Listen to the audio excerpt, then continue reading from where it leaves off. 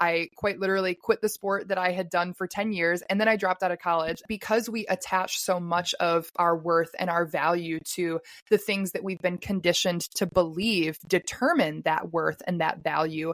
It's important to have those things stripped away so that we can come to this profound realization that we are still worthy and that our value transcends that of the material world. Hey friends, my name is Gabby Rosalie, and this is the Crucial Conversations podcast, a platform dedicated to self-fulfillment and breaking the cycle of wasted potential. Using the tools of perspective, knowledge, wisdom, and awareness, I, with the help of qualified expert guests, share free insight and proven strategies that lead to all forms of success. If you are ready to start investing in yourself and living the life of your dreams, because I promise it is possible for all of us, you came to the right place. Together, we will help each other level up and have the crucial conversations necessary to do so. Welcome back to the Crucial Conversations podcast, y'all. Missed you, loved you guys, glad to be back. Today's episode is juicy, and I'm very, very eager to get started. So today, joining me is Anastasia Agafanova to discuss our shared industry of life and success coaching. We're going to talk a little bit about balancing your masculine and feminine energy and wherever else God takes the wheel in this combo. I am super excited to finally get a chance to talk about coaching and what that truly means. I feel like there's a lot of chitter chatter about life coaching, success coaching. Why does anybody need a mentor? Like, how are you going to tell me how to live life? So I kind of want to debunk the myths around that industry and really share that with someone that also has the heart and the passion for helping others to lead fulfilling lives. So Anastasia is going to help me have that combo today. And before we get started, I want to kind of introduce her a little bit. So Anastasia is a Jay Shetty certified life and success coach. So if any of you guys know Jay Shetty, he is one of my favorite podcasters, and he actually has a life coaching certification program that Anastasia just graduated from. So excited to hear about that in our combo today. She's also a woman in tech and is currently living her best life as a digital nomad. She was born in Russia. She lived in the UK for some time. She was just in Dubai. Now she's in Spain. And we were just chatting offline about whether or not she's going to be able to make it out to London and hopefully Mexico pretty soon here. So she coaches ambitious women who often struggle with overachieving, self-criticism, overwhelm, the whole 9 yards. I've been there. I know she's been there. We're going to break it down. She graduated from UCL with a master's degree in political analysis and also founded an award-winning immigration startup that helps people find jobs with visa sponsorships when she was in the UK. So Anastasia, welcome to the show. Thank you so much, Gabby. Thank you for inviting me. I'm really glad to join you today. And yeah, definitely, there's so many myths about life coaching and like what we do. So I'm happy to chat about that and the whole masculine, feminine energy, because I think for us as ambitious women and for our clients, this is a very, very important topic. So yeah, let's get into it. Let's do it. So I want to start there. I want to talk a little bit about what life coaching is. Why would someone hire a life coach? What does a life coach do? I just kind of want to hear where your heart is on this. Like, where did your journey start and how did it bring you to this point? And what does life coaching, success coaching mean to you? Okay. So I'll be honest with you. Until maybe 2 years ago, I never really considered life coaching as something that I would go to, like I'm not even talking about like getting a certification. So I always wanted to become a therapist, and I knew that I wanted to be in a helping profession at some point. But I think life coaching was just like a territory that I never even heard about. But then I was progressing on my journey, and after doing therapy for some years and just like general healing and, like personal development, I realized that there's nothing that you can't do on your own. But if you get the right mentors and if you get the right guides, you can just like accelerate your process. So I started looking for people that were kind of like a few steps ahead of me and just trying to learn from them to accelerate my own, path of self-development. So I think I first went to a life coach in 2023, and it was amazing. I was working with a great woman from Austria, and we worked together for 3 months. It was kind of like holistic coaching, And I really enjoyed it. Like, it was such a big transformational change for me. So after I've experienced that as a client, I was just thinking that that sounds really cool, because like a life coach, as you know, like we don't really deal with so many problems or like a bit deeper issues like you do in therapy. It's more about like you're feeling good, but you want to feel great. And like, you are at 0, like, but you want to get to 10. It's just about like helping you to navigate life easier and like know some hacks, like even like hacks of like how to like structure your thoughts better, how to plan out your life. So I think life coaching is very helpful in so many different dimensions. And then as I was like just going through life and I was working in tech, I once just went to a bookstore and I grabbed a book by Shetty, Think Like a Monk. And after finishing that book, he had like the very last page on the book, which was about his certification. And I don't know who does that. Like, do you ever read the book till the last page? Like, I feel like I am one of the people who does, because I'm like, I know, same thing with like Avengers and whatchamacallit, like the Marvel movies, you know how they always have the end credits? Yeah. I'm like, just in case, I gotta read to the back of the book. I usually never do that, but something was telling me, like my intuition was telling me, like, just get to that last page. And when I saw that ad, which was an ad, I can't explain it. Like something just clicked inside me. I went to the website, and 2 days later, I scheduled a call with one of his team members to talk about the program. And there was no going back after that. So I just I felt like such a strong urge and calling to join the program and just see where it takes me. And here we are, like 8 months later. I'm a certified coach and I'm working with people now.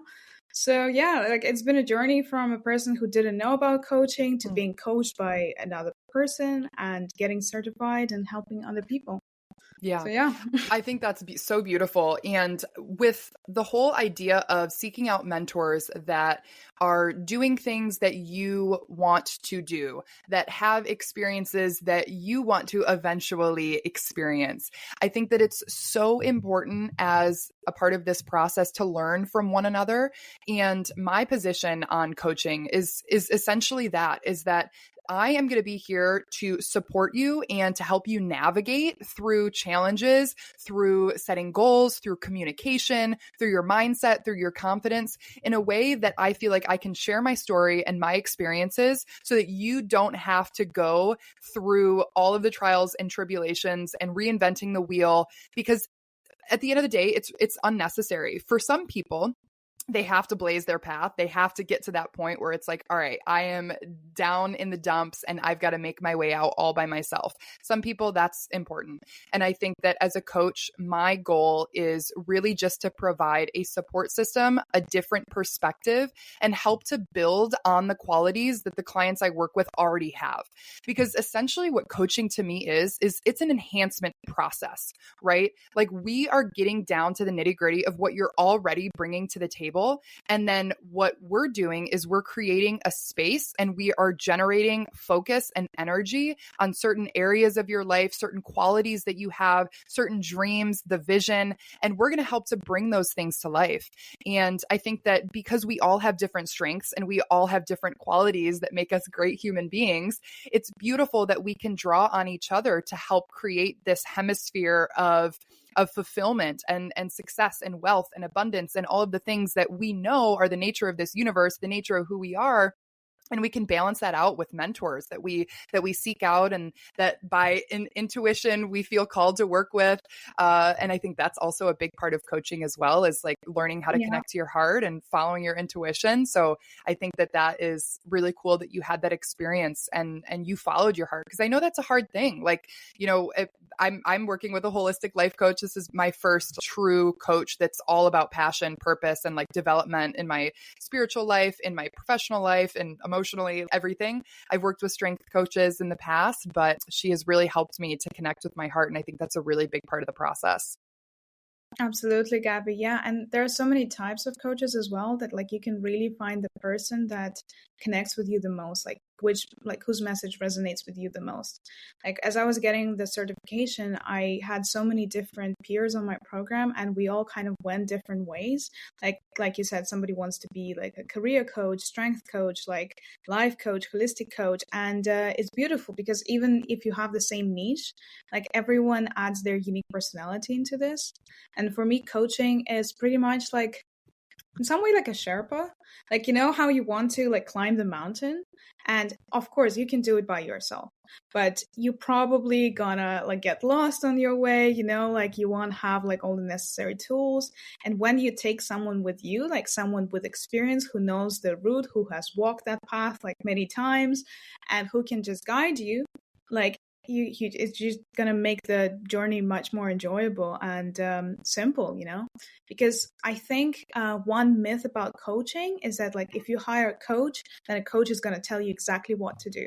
I don't know how about you, but in my practice, like the client still needs to find their way. Like I always encourage them to find the answer within themselves, but I'm just helping them like peel through the layers of their mind, of their limiting beliefs, and find those answers. Because sometimes we know the answer, but we have something stopping us from actually acknowledging that answer and following that path.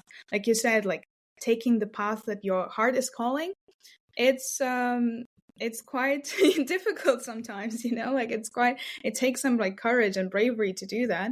And when you're working with a coach, like a coach can inspire you and encourage you to just push through, especially when it gets tough. 1000%. But you still have to do the job, you know. You do. There's no magic. Yeah. Exactly. And realistically, I mean, I was an athlete growing up. Like I swam for ever since I can remember, quite honestly. Since I was 8 years old, I swam in college for a brief amount of time, and then I injured myself. I stopped, long story short. But it was a big, big part of my life. And a coach in a sport, for me, I was a swimmer, and my swim coaches, they didn't get in the pool and race for me. Like they didn't get in the pool and practice for me, but they helped to create sets that were going to build my endurance, build my strength, and enhance my speed, improve my technique, all of that. And so it's like I brought the talent to the table, and I had someone coach me on how to maximize on that talent. And really that is what coaching is. And, you know, I think it's funny, like we have coaches in so many areas of our life. We had teachers when we were growing up. We went to school, and in different subjects, we had different teachers because not every teacher was going to teach the same subject once, you know, get into middle school and high school. And so I think that having a mentor is so important. And we have this individualistic society, especially in Western culture, where we want to do everything by ourselves and we want to blaze our path. And there is beauty in following your heart and following what you feel called to do in this lifetime. And that is very, very important. But this idea that we have to do that alone, I think is convoluted. I think we need each other in order to succeed. And I know that I need a lot of people in my life because they're providing me support, they're providing me love, they're providing me wisdom and guidance in ways that maybe I don't seek out, but it's a very, very important thing. And so I would just give advice to anyone who is feeling called to kind of jumpstart an area of their life. If they're feeling confused, if they're feeling a little bit stagnant, maybe stuck, lack of motivation, really not feeling too hot about yourself, or you are feeling good and you want some guidance and you want a blueprint to help bring your dreams into reality. That's why I felt called to work with a coach, is to connect with myself and enhance that part of who I am. So we're going to talk a little bit more about, Anastasia, your programs and stuff at the end, and I'll give you guys all the episode description links and whatnot.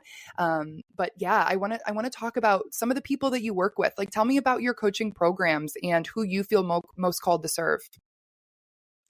So, like I said, for me, the coaching path has been evolving naturally, and I kind of allow that to happen.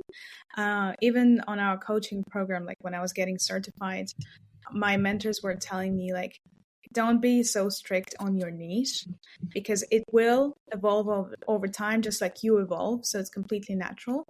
But for me, my niche right now is to serve women roughly aged 20 to 35. who are very ambitious, who are hardworking, who have big dreams and goals, but for some reason something is stopping them, or maybe they are reaching that, but the price is too high. Like they're paying with their mental health, they're paying with their like overthinking mind that they just can't turn off, and they can't switch to other roles in their life, like, you know, being with their partner, with their friends, like shifting more into their feminine side. So I help with that. But I also help with organization, with building daily routines. I'm a big advocate for routines, like morning and evening. And yeah, so that's the kind of work that I do right now. I mostly work with women, and they're based all over the world. I've never had like a face-to-face client, which honestly I really want to have, but because I'm moving a lot and I think I'm attracting other women who do the same thing, like I've always been coaching remotely, women from different countries. And it's amazing because the more I talk to them, the more, on the one hand, I notice that they're the same. Like, you know, they struggle with the same like confidence issues, like the same overthinking tendencies, but at the same time they're so unique and like they're so beautiful in their own way.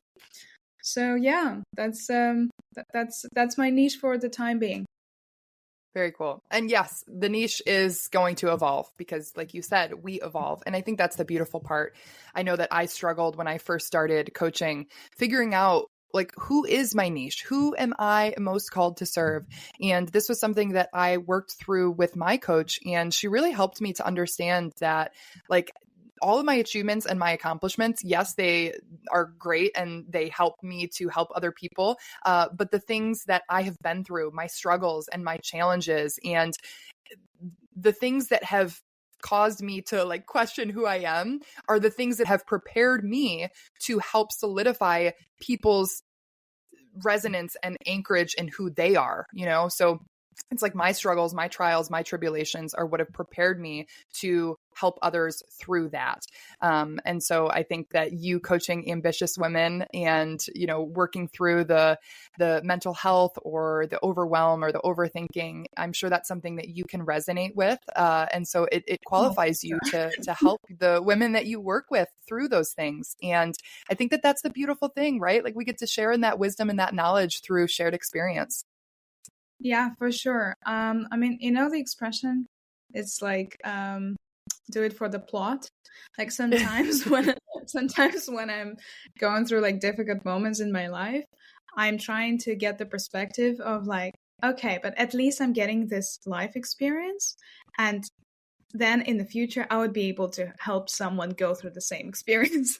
So in my journey, like I've gone through many moments, and to be honest, one of the reasons like why I'm coaching like this niche is because it resonates with me 100%, and because I've gone through exactly the same problems. Like I think I was the biggest overthinker that you could possibly like meet when I was like 2021. I was like peaking when I was at university, so insecure on the inside, but at the same time on the outside, I looked like I had it all figured out, like everything, you know, like Mrs. Perfect. Like I was perfect, you know, I was chasing that perfection. I was obsessed with that perfection.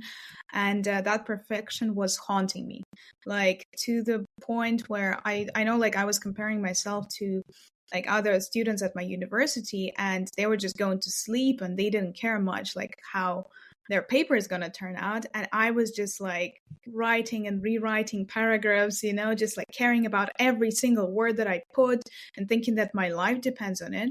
So I've gone through so much, like at university when I was launching my first startup, like it felt like a baby. And I was just overthinking so much. And that prevented me from focusing on the present moment, from just enjoying life, from just being me. And sometimes I still overthink nowadays. I think like some things, like they stay with you. Like I'm still a perfectionist, but I no longer use it in a toxic way, you know, against myself. I know that this is part of my personality, and I know that I have like high standards, but I know when to stop. I know when to take breaks. I know how to channel that energy in a good way. So it's all about like not trying to become someone else, but like using your natural tendencies and your natural talents and kind of like shaping them in the way that works for you and doesn't work against you. Absolutely. So That's my And journey. Yeah. And I think for every strength that you have, like your attention to detail and your achiever in you, it's like there is a peak and a pit to every strength that we have. And knowing when you're in the basement of one of your strengths, which gets you into like the perfectionism and the overthinking, knowing, like you said, how to channel that energy and walk back up the stairs to get out of the basement, I think is key. Because that's the thing, is like a lot of the time when we're in these basements, we find that we feel trapped, and it's like, how do we get out of feeling this way or acting this way or some of these habitual behaviors? But the beautiful thing about this idea of energy is that the transmutation process, the degree of intensity that you feel this struggle, that you feel like you're in the basement, and that, oh my gosh, every single word, the attention to detail, like you get to transmute that energy to the opposite end of the spectrum with that same degree of intensity. So it's like, this is how much gratitude you have. This is how much abundance is circulating in your ether. You know what I'm saying? So I think that is a beautiful, beautiful analogy when you talk about energy. And, you know, for you, when you were going through that, like, I'm just curious, what do you feel was causing you to feel like you had to be perfect in everything? What do you think was causing this perfectionism? I know limiting beliefs are something that I work with my clients through, and I know you probably work with your clients through. So if you feel open to share, I would love to kind of hear what you've discovered about yourself in that journey. Yeah, that's a great question. I loved your basement analogy, and in general, I just think that the way this world works, it's a duality. You know, like it's always like you can push your strength and make it like, or use your mind. You know, like our mind is such a powerful machine, and you can make it. You can ask it to solve like problems, and you can ask it to do so many great things, like create things, but you can also, if you're not aware of how to use it, like it can work against you. So why this happened to me, I mean, it's a bit of nature nurture, I think. When I was growing up, I lived with my grandma, and she was like a very hardcore like Soviet woman. She loved me so much, like I was her heart, but she believed wholeheartedly, and I don't have like any grudges against her. She passed away, but I love her. Like she's still one of my favorite people. But she believed that like your grades determine your life. So whenever I would bring like the first 6 years of school, I never had a B. Like not even on a paper, like on a single way. Like always getting A, like always being an A student. And if I got a B, like my grandma would get so upset with me, like the world was ending. So for me, like that kind of formed the connection between, you know, like being a good girl and like being a good student, always performing the best. She used to tell me quite like negative things like, oh, if you don't get like good grades in school, nobody's going to be friends with you. So like so many things were attached to the idea of success. And when you are a kid and you're 10 or 12, success for you is your grades, you know? So it's been kind of like evolving like this. Like it, like you say, it's the belief that was put in my head, and I believed it wholeheartedly until I was maybe like 20 when I started healing. And then I moved to the UK on my own. I moved because there were some family issues, and I made a decision that I'm going to move abroad. I got into a UK school, and for me, that was a big step forward because, I mean, I knew English, but not that well. I lived like in a small town in Russia. So you can imagine that like my English was quite limited, and jumping to like studying in the UK, having all subjects in English, like the complete new like education system, like new environment, being alone, and you're 16, like that's a lot of pressure for a teenager, you know? Oh my God, yeah. So yeah, and I had that profound moment. I remember like I arrived in London, 2 suitcases, like one-way ticket, and I was just standing there and thinking like, okay, now I make it or break it, you know, like I'm on my own, like I'm independent. I really felt that independence, and it felt exciting, a little bit scary, but also like exciting. And I just promised myself that I'm gonna make it, that like I will do something good, you know, that I will like I will use that opportunity to get that like Western education, to integrate into this new system, to excel. And guess what? My first 2 years, I was just not excelling at all. Like I was getting really bad grades at school. I was struggling so much. I had a moment, like a funny moment. There was a girl in my boarding school. She was from Northern England, and she had like a very thick English accent. And I just moved to the UK, so I wasn't understanding all the accents. And she was asking me to pass a fork 3 times, and I was not understanding that. And I felt like so embarrassed, you know? Like, Oh, the girl had to reach out for the fork and just like almost looked at me like, are you stupid? So you can imagine, like for me, because I grew up like thinking that I have to be the best at everything, and then get to the environment what I was simply not understanding, like basic things, like that was a hard blow, like for my ego. So that was, yeah, that was like a moment when I was thinking, okay, I need to push even harder. And then after school, I got into university and I worked super hard, and I got into UCL. And at UCL, that was the moment when I realized that I just can't put more pressure on myself, because I saw that, yes, I was achieving things. I was making promises that I made for myself. Like I was getting things done, but I was just so unhappy. Like my mental health was just like really bad. And I went to therapy, and I graduated from my master's, and I was like, okay, I'm not coming back to academia ever again. Because academia, especially in the UK, is a place where, again, perfectionism is celebrated. mm-hmm. Like overachieving is celebrating. Mental health, not so much, you know? So yeah, that's the story of my life, like the first part of my life. And after that began my healing journey. So That's amazing. I had to start rewiring myself and rewiring those beliefs about me and my self-worth, that it's not just connected to my accomplishments. Yeah. And I think that is such an important part of this process of the preparation of becoming a coach and helping people through those same things, right? Like you had to break down your ego to a point that you were able to recreate almost who you are. And I think that because we attach so much of our worth and our value to the things that we've been conditioned to believe determine that worth and that value, it's important to have those things stripped away so that we can come to this profound realization that we are still worthy and that our value transcends that of the material world. So it's like, and it's a hard process, don't get me wrong, but I think that it's so important. And I know that for me, because I have kind of bounced around and done a lot of different things. I was an athlete for some time. And when I had my injury, I quite literally quit the sport that I had done for 10 years. And then I dropped out of college. And I was the same way, where it was like always an A student, always, the best athlete, always whatever, like had to be the best, because if you're not first, you're last, you know what I'm saying? And so I had that mentality. And when I quit my sport and then literally dropped out of college, I felt like a complete failure.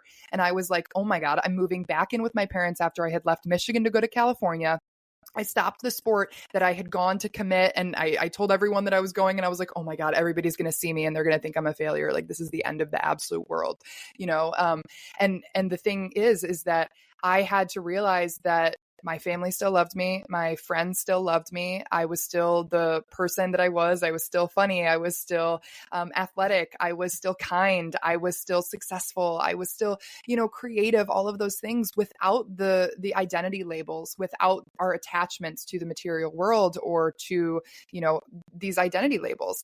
And so, yeah, I think that is very, very beautiful that you were able to go through that and then come out on the other side. Thank you so much for sharing that. This is something that we talk a lot with my clients. There are several perceptions of ourselves and like of our ego. There's what we think about ourselves. There is what we think others think about us, and what others actually think about us. And often those images, they don't actually match. So sometimes, like if you're struggling with self-worth, you're looking through the eyes of other people at yourself, and you think that they also judge you. They think that they also think that you're a failure. But most often, like this is just a reflection of our inner state at that moment. And even if you are getting some bad comments, like negative comments from people in your environment, again, this is just a reflection of your internal state. Because if you believe that you are worthy regardless of what's going on in your life, if you're at the peak or if you're at the bottom, then you're just simply not going to tolerate people who criticize you like that. You're just not going to think of them as your friends, because you're gonna start realizing that if somebody loves you, they love you for who you are. It doesn't matter like what label or what achievement you have. So yeah, it's when we are not in peace with ourselves, we also start thinking that the world is against us. But the world just always reflects the internal state that we're in. Yes, 1000%. So with this idea of internal state, as is within, as is without, I want to talk a little bit about balancing that energy and coming at things from a good in between from the masculine and the feminine. And when I say in between, really, I mean an integration of both of those energies. And I want to talk about masculine and feminine energy. I recorded a podcast with a friend of mine that I met when I was in Costa Rica, and she's a Reiki master, and she is now certified in Yoga Nidra. She is, a retreat host. She's awesome. Love her to death. Her name's Astrid. And we talked a lot about feminine energy because she hosts women's retreats. And so she was able to kind of break that down. She also touched on masculine energy on an episode that I recorded with her, but I want to talk about how to balance those energies and how your approach with your clients helps to recognize the value in both of those energies and how to create more of and potentially transmute the not so healthy characteristics of each of those sectors. So I'd love to give you just a minute to talk about that. And if we want to start with what masculine energy and what feminine energy are, we can talk there and kind of go just bounce around off each other. Yeah, sure. It's a very trendy topic, and there are so many people talking about this. Everyone has their own kind of like definition. But for me, we all have both feminine and masculine, right? Like the anima and the animus, and they're essential for each other. Like we need both. Absolutely. So sometimes when I'm seeing women talking more about like shift into your feminine, like your feminine should be dominating energy, I kind of disagree with that because I see where they're coming from. But the feminine energy can't emerge without the masculine energy. So for me, feminine energy, it's all about trusting your intuition, going with the flow. It's being caring, loving, like very much in your heart, soft. It's receiving energy. It's a beautiful maternal energy. And the masculine energy is the one that supports the feminine, in my opinion. So the masculine is the one that actually helps you chase your goals, think about the plan, get you safe and secure. It creates structure for the feminine to thrive. And without masculine, there's no feminine. So I think the first thing when people are talking about like, oh, shift into your feminine, of course, like shift into your feminine, but first create the conditions for your feminine to thrive. Again, I kind of relate to that personally because I'm a very feminine woman. Like since I was a kid, like you could see that I was always like very dancey, flirty, like easygoing. My intuition works like a clock. Like it's really good. But the time that I was describing to you, especially like immigration and like just going through struggles, that's the time when I was the most in my masculine and like my feminine was pretty much absent. Like even, and you could see that in the way I was dressing, in the way I was talking, in the way I was walking. Like I was walking very fast. I was like, I don't know, I was always like rushing somewhere. And feminine energy, it's more slowing, it's more calm. Wow. And yeah, it's your period in your life and what's going on, like it just impacts the energy so much. And again, it's not bad to shift into your masculine. Like when the environment is very hostile and you need to survive, you're probably not going to be meditating on abundance, it's just you're going to be thinking like, how do I make it out of here, like if you're chased by a lion or something. But yeah, that's Does that answer your question? Yeah, 1000%. And I know the first time that we connected, we both related to this idea of feeling a little bit of pushback when we were kind of hearing just out there, whether it's on the internet or from other people, that you want to be operating like fully from your feminine. And for me, I know that that has been something I've been working on a lot lately, is like, I don't have to be operating from my feminine 100% of the time in order to be a feminine woman. Because I think that, sometimes I struggled with that of like, but I love my masculine side because I love that I can create structure and I can be in my doing energy. And then that allows me to choose when I want to step into my being energy or my receiving energy, right? And so that's been something Yeah. I've been balancing a lot in the last year or so of my life. And I have gotten to a point now where I recognize that this structure and this organized kind of container is what creates the space for that feminine nature to flow and to be and to receive. Because, it's fun to exercise both of these qualities that I have within myself and that everyone else has within themselves. And so I think it's really important to understand the value of both of them.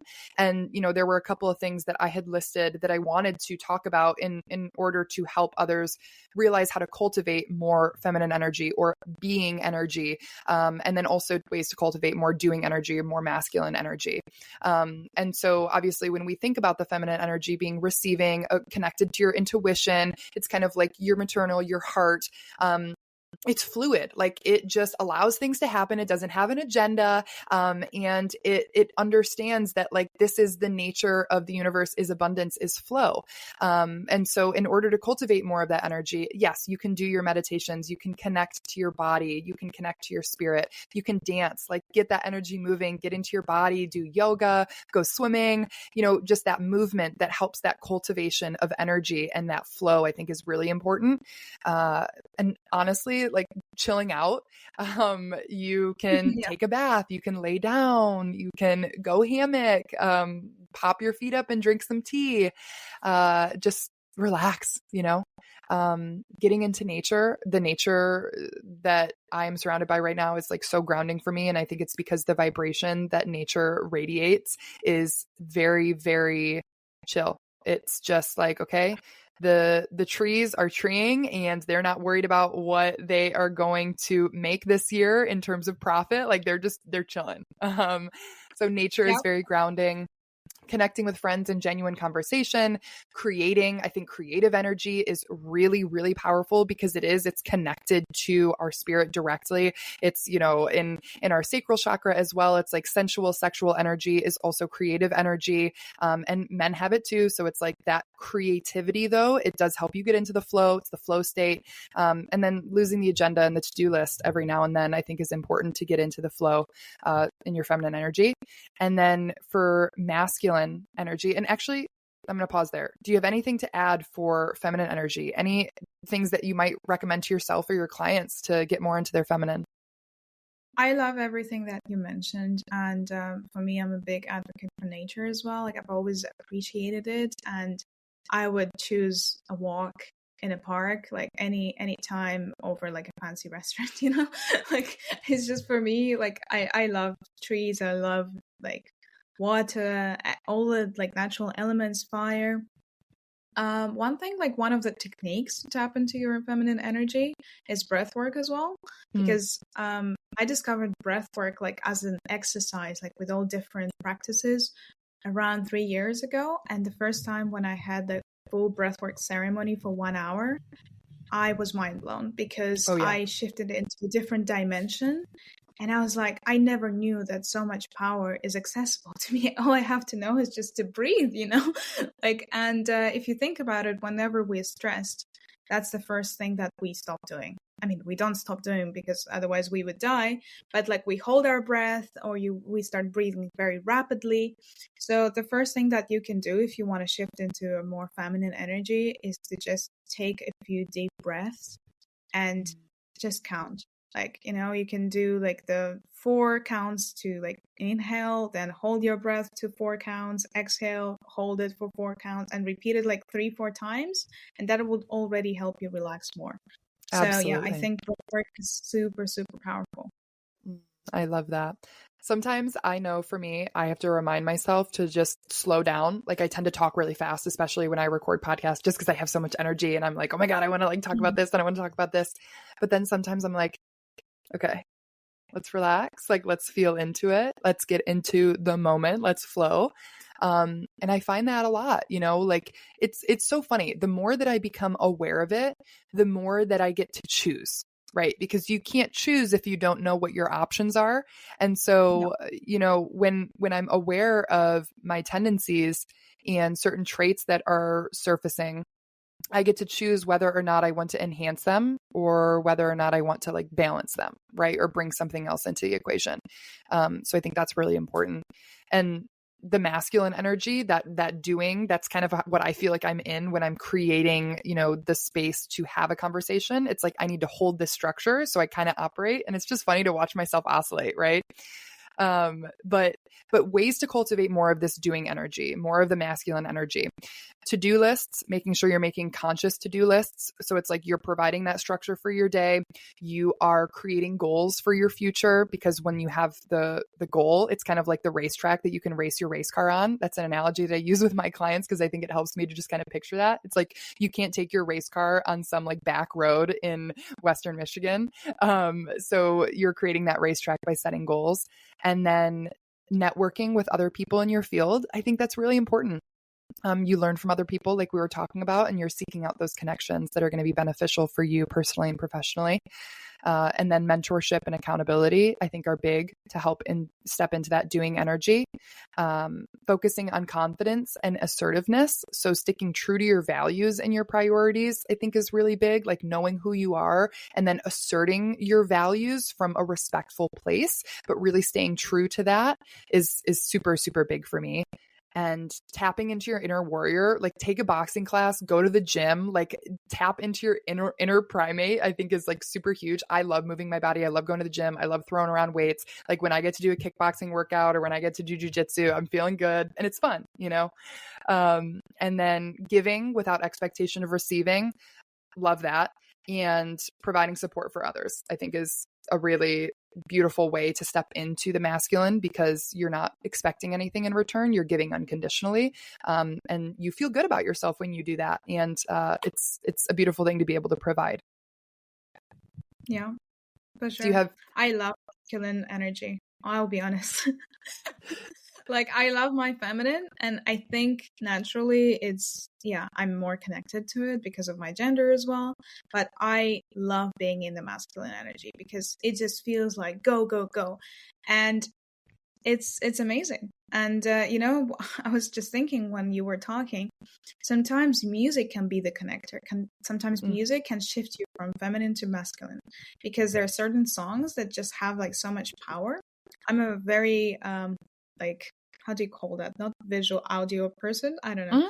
But I'm connected with sounds, and I love sound healing. I love putting different like soundtracks to my life in different situations.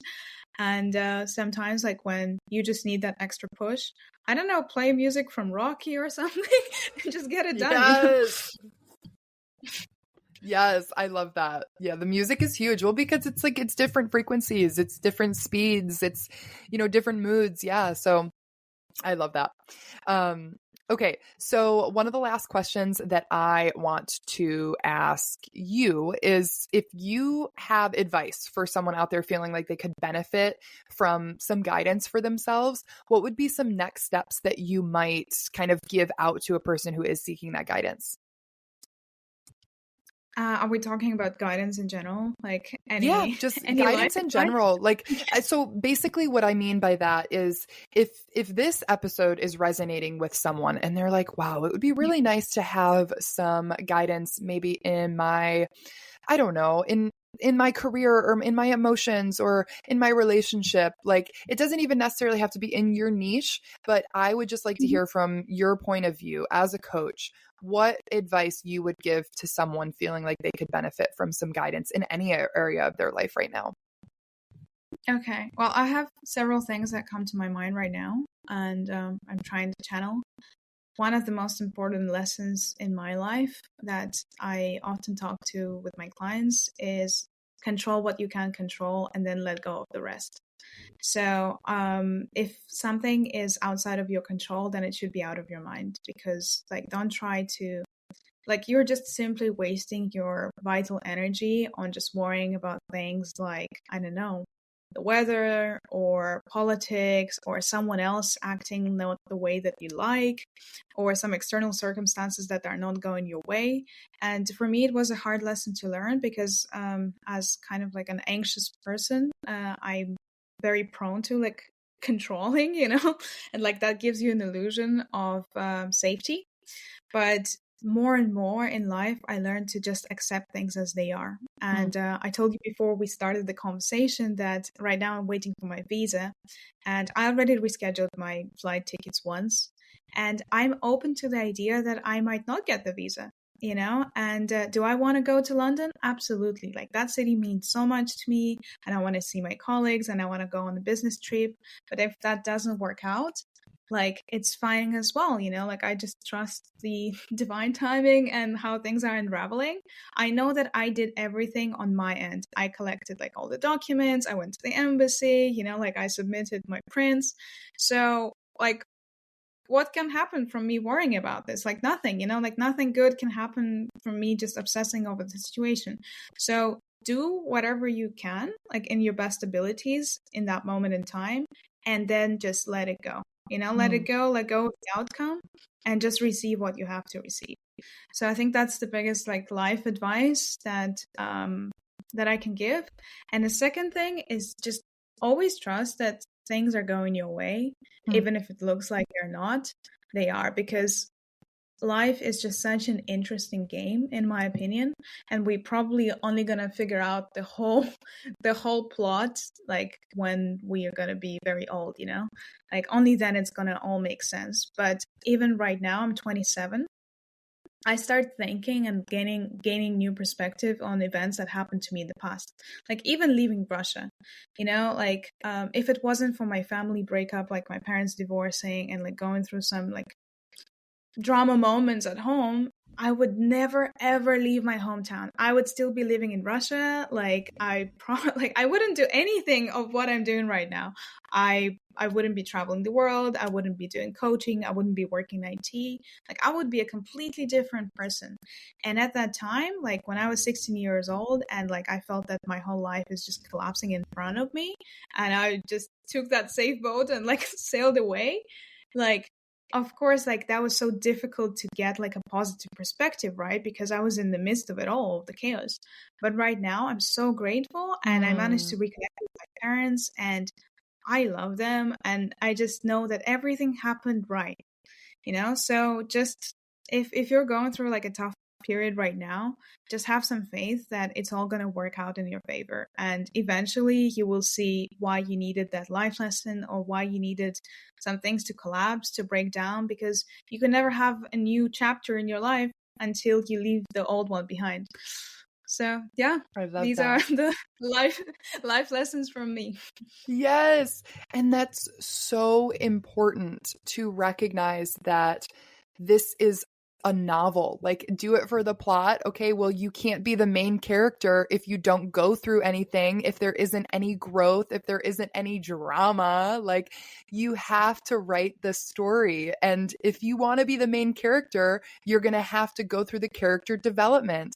And I love that you can look back on it and think of the story as unfolding in your favor, because I think that is a mindset thing. It is a perspective thing. And I think that our experiences through which we filter, or through our perspective that we filter those experiences through, then those create our beliefs, and then those create our thoughts and our emotions, and then those create our actions. And so what we are in control of, to just kind of tie everything that you just said into the same knot, you get to control the perspective that you have on any given situation. It does not mean that it's not going to affect you, that it's not going to surface emotions, that it's not going to be hard, that you're going to be like rainbows and unicorns 24/7. But this understanding of divine timing and of the entire novel being written is so critical.